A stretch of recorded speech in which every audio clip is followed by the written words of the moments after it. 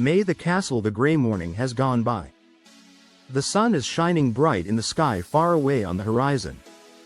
It's rough and uneven, but I'm not sure if it's because of trees or hills, since it's too far away to tell. Big things and small things are mixed together. I'm not tired, and since I won't be called until I wake up, I naturally write until then.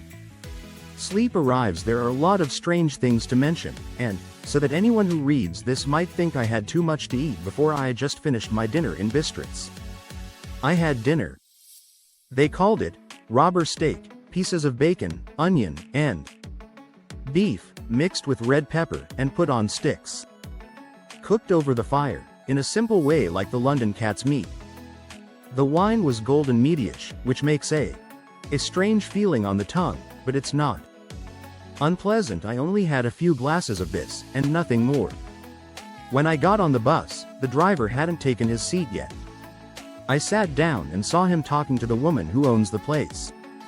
It was clear they were talking about me because they kept looking over at me, and some of the people who were sitting nearby. There was a bench outside the door. Someone came and listened, and then they looked at me with sadness. I could hear a lot of noise. Words that were said a lot, strange words, because there were many of them. There were many different nationalities in the crowd, so I quietly took out my language book. I took the dictionary from my bag and checked the words.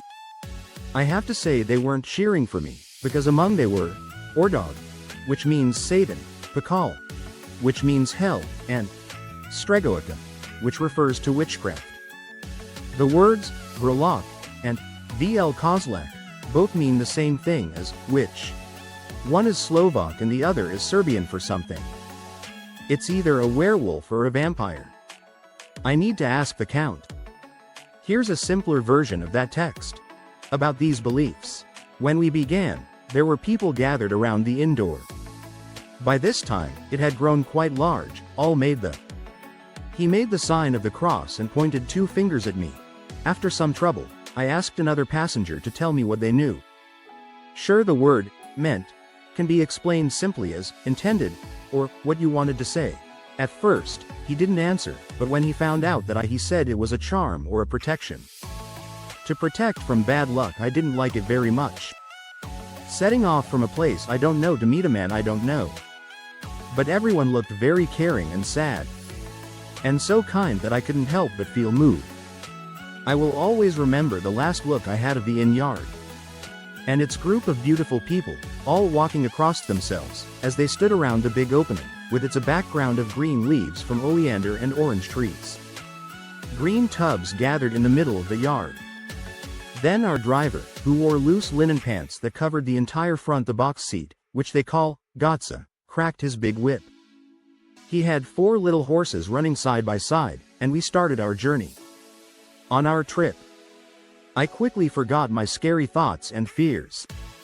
The view was beautiful as we drove, but if I understood the language or languages my fellow passengers were speaking, I might not have been able to make them fall off easily. In front of us was a green, gentle hill, covered in forests and woods, with some steep hills scattered around, topped with groups of trees or houses, the end of the building that faces the road. There was confusion all around. A lot of fruit flowers, apple, plum, pear, cherry. And as I drove by, I saw the green grass under the trees, decorated with fallen petals. Going in and out among these, the green hills of what they call the middle land, ran the road disappeared as it turned around the grassy bend. And it flowed down the hills like fire. Of course, please provide the text you'd like me to rewrite in simple words. The road was bumpy, but we still felt like we were moving quickly over it. Rushed excitement. I didn't understand why everyone was in such a hurry. But the driver clearly wanted to waste no time. On the way to Borgo Prunt, I was informed that this road in summer is great, but it hasn't started yet. Place an order after the winter snow has melted. In this way, it is not the same. Different from the usual roads in the Carpathians, because it is an old custom says that they shouldn't be kept in perfect condition. In the past, the Hospitallers didn't fix them because they were afraid of the Turks. They should believe that they were getting ready to bring in outsiders, soldiers, and make the war happen faster, which was always really there. Loading area beyond the green, round hills of the Middle Land stood up. Powerful hills of trees rising to the high peaks Carpathian Mountains. They stood tall on both sides of us, with the afternoon sun shining brightly on them and making from all the wonderful colors in this beautiful collection, deep blue and purple in the shadows of the mountains, green and brown where grass and rocks mixed, and a never-ending the view of sharp rocks and steep peaks, until these. They were far away, where the snow was.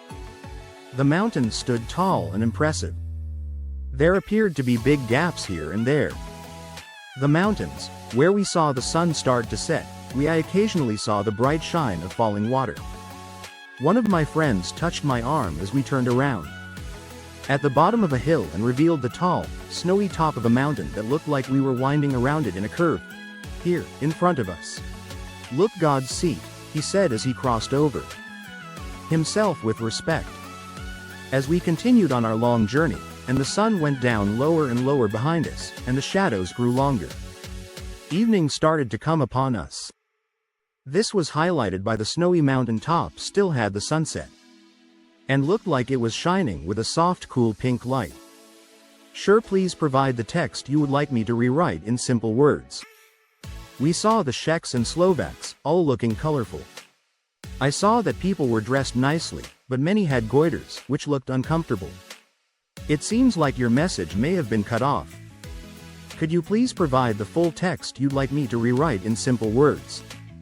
There were many crosses by the side of the road, and as we drove past, I noticed them. The friends all made a sign of the cross. There were some here and there. A farmer, either a man or woman, kneeling in front of a small altar. Didn't even look back when we got closer, but appeared to be in the giving up oneself in devotion to not pay attention to anything else. The outside world. There were a lot of things I had never seen before. For example, there are hay piles in the trees, and now and then, there's some more. Pretty clusters of weeping birch trees with their white trunks shining like silver through the soft green of the leaves. Every now and then, we saw a small wagon like usual. A farmer's cart, with its long, snake-like backbone, designed to match the bumps and dips of the road. On this, there will definitely be a big group of local villagers sitting together. The Czechs with their white and the Slovaks with their colored sheepskins, which they carry like a lance, long sticks with an axe on the end.